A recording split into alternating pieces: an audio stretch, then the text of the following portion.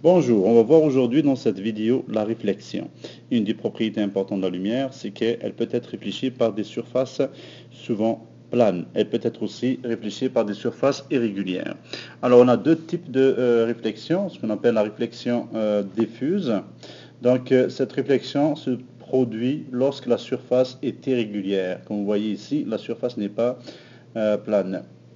Donc elle va produire une image, mais c'est une image qui est pas très nette. On voit ici un rayon qui vient par exemple du soleil, il frappe une surface, il est réfléchi. Donc A, il réfléchit, le rayon réfléchit en orange, A', B, B', C, C', ainsi de suite. L'autre type de réflexion, c'est la réflexion spiculaire. Donc c'est une réflexion qui se produit sur une surface lisse, comme le miroir. Donc c'est la réflexion qui va nous intéresser le plus dans ce cours. Vous voyez ici l'image, ici on a une surface qui est très lisse. Voyons maintenant les lois de la réflexion et quelques définitions qui vont s'appliquer tout au long de cette unité. Alors on va commencer par le rayon incident. Alors le rayon incident est un rayon de lumière qui se dirige vers la surface réfléchissante. Alors quand la lumière va frapper le miroir par exemple, ce rayon lumineux qui frappe le miroir est un rayon incident. Le rayon, quand il va s'éloigner de la surface, on l'appellera le rayon réfléchi. Donc, c'est le rayon de lumière qui s'éloigne de la surface réfléchissante après avoir subi une réflexion. On voit ici le rayon incident, donc il arrive, le rayon sur le miroir par exemple, dans une surface réfléchissante, et puis le rayon réfléchi qui va être éloigné de la surface réfléchissante.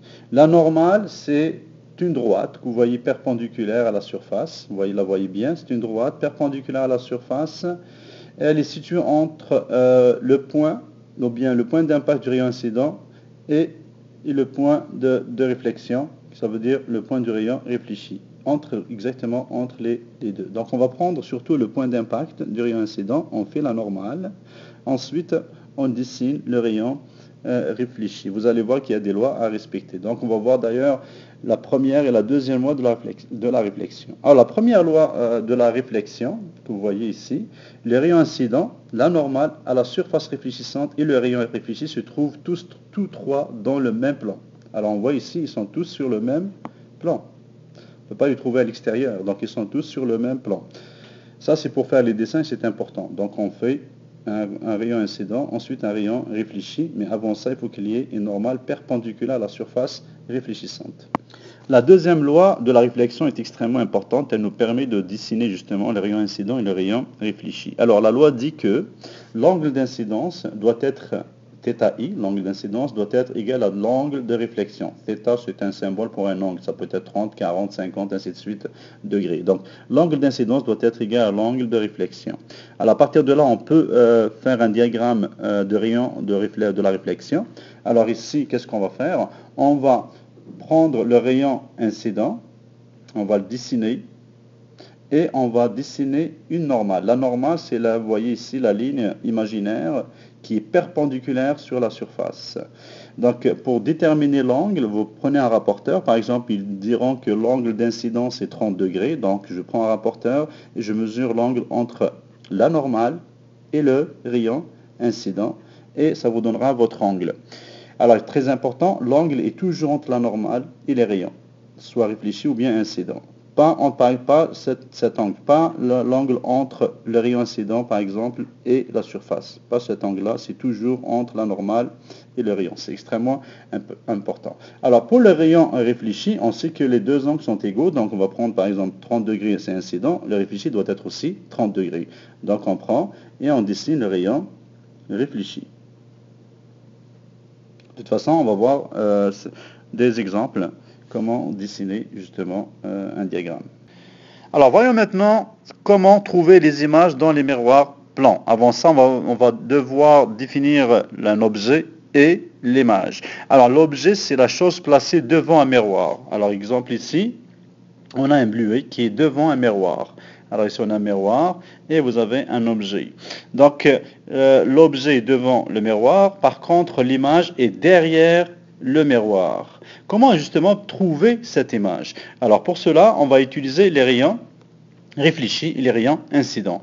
On voit ici par exemple la lumière qui arrive d'une ampoule ou bien de la lumière qui arrive du soleil. Elle va frapper le bleuet. Le bleuet va réfléchir cette lumière. Donc on a rayons qui sont réfléchis, incidents, pardon. Ils frappent le miroir et ils sont réfléchis vers l'œil. L'observateur, par exemple, vous qui regardez dans le miroir. On peut utiliser plusieurs rayons, mais 2 à 3 rayons, c'est largement suffisant pour trouver l'image. Alors ici, en fait, si vous voyez le premier rayon, rayon incident, il frappe le miroir, il revient. Donc les rayons réfléchis. Et au milieu, vous voyez la normale. Et les deux angles doivent être identiques, comme je l'ai dit précédemment. Donc pour cela, on va mettre un rayon, un seul rayon, on va choisir un rayon et une seule place de bleuet, sinon ça va être compliqué d'envoyer des rayons partout.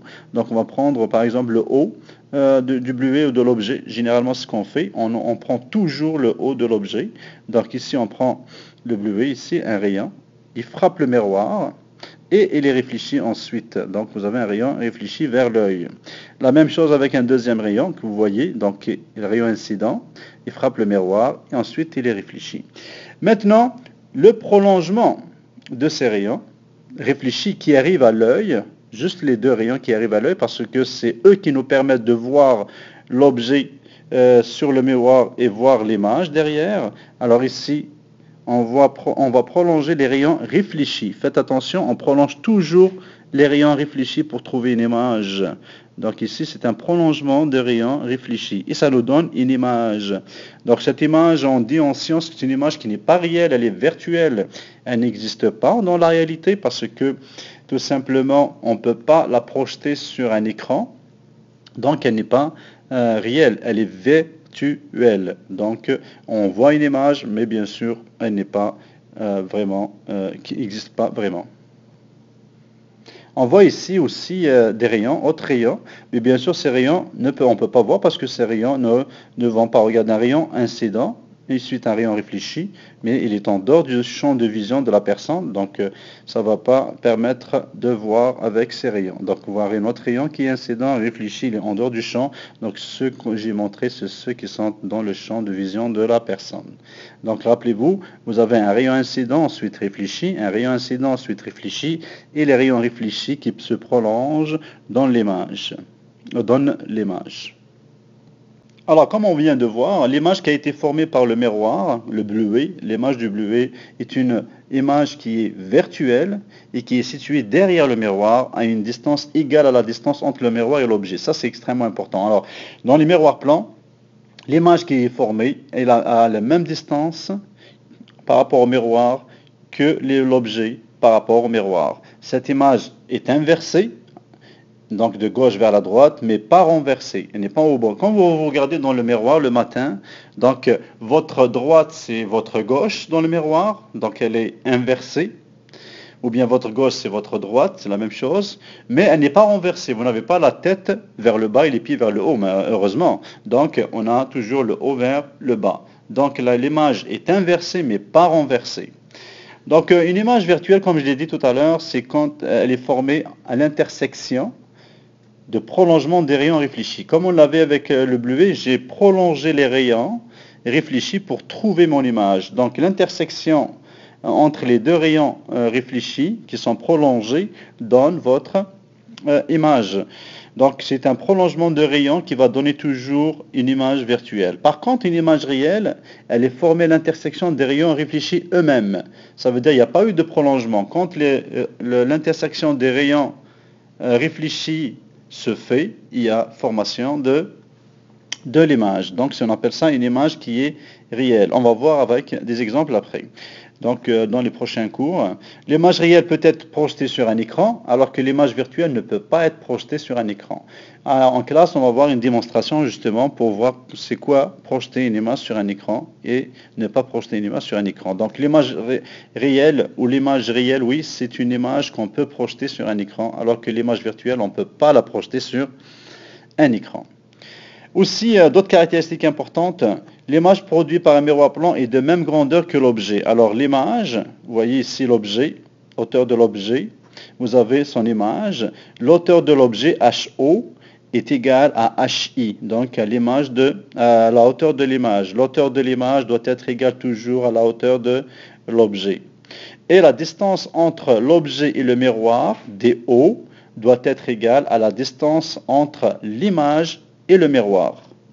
Alors je vous invite à écouter bien cette vidéo, à réécouter les détails qui sont très importants et les résumés pour pouvoir mieux comprendre. À partir de toutes les définitions qu'on vient de voir, on peut résumer toutes les caractéristiques d'une image. Alors on peut parler de la position de l'image, est-ce qu'elle est plus près, plus loin ou à la même distance que l'objet du miroir. Alors on vient avec le miroir plan, on a dit que la distance est la même entre l'objet et le miroir et l'image et le miroir. Son orientation, donc une caractéristique d'une image, c'est l'orientation. Est-ce qu'elle est droite ou renversée? On vient de voir que, bien sûr, que l'image est inversée dans un miroir plan, mais elle n'est pas renversée. Elle est droite. L'image dans un miroir plan est droite. Son grossissement, est-ce qu'elle est de la même taille, plus grosse ou plus petite? Est-ce que l'image qu'on obtient est plus grosse, plus petite ou de la même taille, que l'objet? Évidemment, avec le miroir plan, on vient de le dire, c'est la même taille. Mais vous allez voir, avec les miroirs plans et les lentilles, c'est pas toujours la même chose. Donc, les images peuvent être plus petites ou plus grandes. Son type de l'image. Alors, on peut définir l'image aussi par une caractéristique qui est le type de l'image. Ça veut dire image réelle ou virtuelle. Alors, image réelle, on a dit, c'est l'intersection entre les vrais rayons réfléchis qui se rencontrent. L'image virtuelle, par contre, c'est l'intersection entre les prolongements des rayons réfléchis. Aussi, on a dit qu'une image réelle peut être projetée sur un écran, alors que l'image virtuelle ne peut pas être projetée sur un écran. Alors, dans le cas où il n'y a pas par exemple, il n'y a pas d'observateur, il est très simple de trouver l'image d'un objet. Alors ici, par exemple, on a un objet A et B, et on a son image. Comment on a trouvé cette image? Le miroir est incliné, mais ce qui est important, c'est que vous prenez le bout de votre objet et l'autre bout de votre objet, vous allez mettre une droite perpendiculaire à votre miroir, et cette droite, vous allez la mesurer avec une règle, vous allez trouver une distance, vous faites le même prolongement de la droite avec la même distance. Alors rappelez-vous que la distance de l'objet doit être égale à la distance de l'image. On fait la même chose avec le bas de l'objet, par exemple ici c'est le B, on fait donc perpendiculaire au miroir, donc la distance ici doit être égale à la distance qui est ici. Ensuite, on trouve le point et le point, donc, et on trace entre le B' et A' pour trouver notre image. Donc c'est beaucoup plus facile quand il n'y a pas d'observateur. Si un observateur, vous utilisez la même méthode que j'ai utilisée pour trouver l'image du bleuet tout à l'heure. Donc ici par exemple on a un objet et vous avez son image qu'on a trouvée. Donc comment on a trouvé cette image? Donc on fait, vous voyez l'observateur avec son œil, donc on prend un rayon toujours de haut, tac, donc c'est un rayon incident, et le rayon réfléchi, qui va aller vers l'œil. La même chose avec le bas, un rayon qui va frapper le miroir en surface, et le rayon va être réfléchi vers l'œil. Alors rappelez-vous ici, normalement, entre les deux rayons, il y a une normale, donc les deux angles vont être presque égaux, bien égaux. Et ici aussi la même chose entre les deux rayons incident et réfléchi. Rappelez-vous, il y a une normale. On ne la montre pas, mais si vous voulez plus de précision, il faut que les deux angles soient identiques entre la normale et le rayon incident, et la normale et le rayon réfléchi. Là, la dernière étape, c'est de prolonger les rayons réfléchis. Je vous l'ai dit, il faut toujours prolonger les rayons réfléchis pour trouver une image. Donc, je prolonge ce rayon qui a été réfléchi. Je prolonge ce rayon, vous voyez, qui a été réfléchi. Ici, je le prolonge. Donc, ici, ça va me donner tout simplement mon image que vous voyez ici. Et bien sûr, les distances, comme je vous ai dit, il faut les respecter entre toujours l'objet et l'image.